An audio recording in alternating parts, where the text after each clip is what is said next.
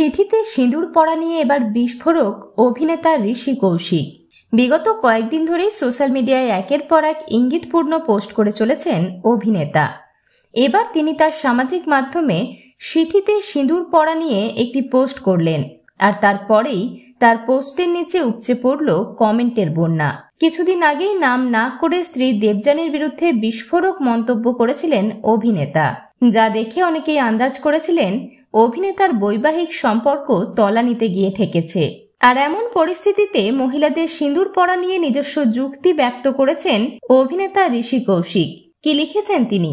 এক মহিলার সিঁথি ভর্তি সিঁদুরের ছবি পোস্ট করে তিনি লিখেছেন, কে কিভাবে চলবে এটা যার যার ব্যক্তিগত স্বাধীনতার বিষয়, কিন্তু একজন পুরুষ যদি তার স্ত্রীকে সিঁদুর পরতে বলে, আর এই কারণে পুরুষটিকে যদি বলা হয় যে সে এখনো আধুনিক হতে শেখেনি, তাহলে আমাদের যে সকল মা এবং বোনেরা ভক্তি ভরে সিঁদুর পরে তারা কি আধুনিক নয়? কেন এমন পোস্ট করেছেন তার ব্যাখ্যা অবশ্য দেননি অভিনেতা।